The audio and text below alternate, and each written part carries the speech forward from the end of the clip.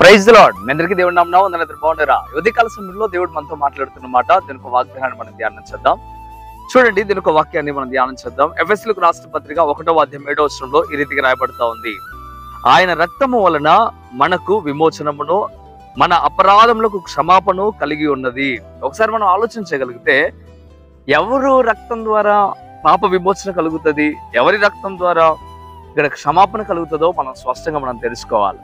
చాలా మంది కోళ్ళ రక్తం ద్వారా, మేకల రక్తం ద్వారా, లేకపోతే ఫలానా ద్వారా విమోచన కలిగిద్ది అనే ఆలోచన చేస్తూ ఉంటారు. మనిషి పాపం చేశాడు, పాపం నుండి విడుదల పొందాలి అంటే మరి ఏ మార్గము లేదు, ఏ రక్తం ద్వారా విమోచన లేదు. కానీ పరిశుద్ధుడైన, నీతిమంతుడైన, నిర్దోషి అయిన యేసు ప్రభు రక్తం ద్వారా మాత్రమే విమోచన ఉన్నది. అలాగే పాప క్షమాపణ కలుగుతుంది అనే విషయాన్ని స్పష్టంగా దేవుడి ఉదయకాల సమయంలో నీతో మాట్లాడటం ప్రారంభిస్తూ ఉన్నాడు. యేసయ్య రక్తం ద్వారా మాత్రమే విమోచన గనక యేసయ్యని నమ్ముకో. యేసయ్య గొప్ప దేవుడు, యేసయ్య ఉన్నతమైన వాడు. యేసయ్య ఎంత గొప్పవాడంటే, దేవుడైన వాడు మానవుడికి లోకానికి వచ్చి ఆయన నీ కొరకు నా కొరకు కలవరిలో రక్తం కాచాడు.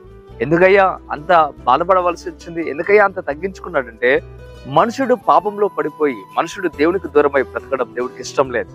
దేవునికి సమీపస్తుడిగా ఉండాలని దేవుడు కోరుకుంటున్నాడు. ఆయన సమీపస్తుడిగా చేసుకోవడానికి ఆయన మానవుడికి లోకానికి వచ్చి తన ఆఖరి రక్తబొట్టు వరకు కార్చాడు.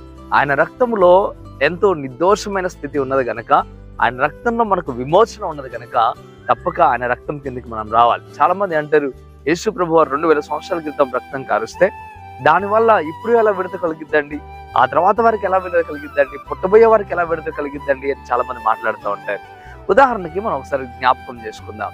పోలియో మందు కొంతకాలానికి ముందు కనుగొన్నారు. ఆ తర్వాత ఇప్పటికి కూడా పోలియో చుక్కలు వేస్తూ ఉంటారు. ఎందుకు వేస్తూ ఉంటారు? ఆ కాలంలో అప్పుడు వారికి మాత్రమే అనుకోవచ్చు కదా? కాదు, అది ఎప్పటి వరకైనా కనుగొనబడిన తర్వాత అది ఎంతమందికైనా, ఎప్పటికైనా, అది ఎన్ని తరాలకైనా ఉపయోగపడతా ఉంటుంది.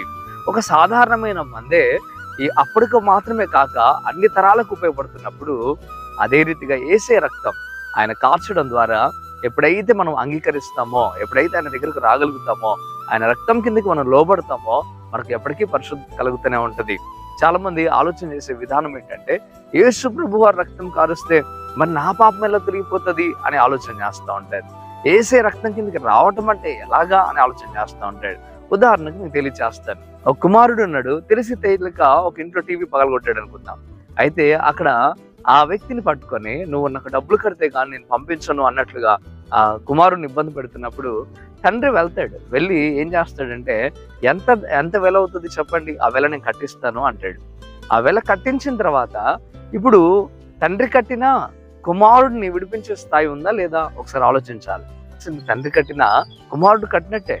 అదే రీతిగా మన పాపం విషయంలో కూడా దేవుడు ఆయన రక్తము కార్చి మనల్ని విడిపించి మనల్ని స్వతంత్రులుగా చేశాడు గనక మనం ప్రభు సన్నిధిలో బలంగా ఉండాలి, ఆయన నమ్ముకోవాలి, ఉన్నతమైన స్థితికి మనం చేరాలి. దేవుడి ఉదయకాల సమయంలో తేటగా చెప్పేది ఒకటే, రక్షణ, మారు మనసు చాలా ప్రాధాన్యం. అందువల్లనే దేవుడి లోకానికి వచ్చాడు. నువ్వు రక్షించబడాలని ఆశతో దేవుడు వచ్చాడు గనక ఈ రోజున నీ హృదయాన్ని సరి చేసుకొని ప్రభు సన్నిధిలో బలంగా ఉండు.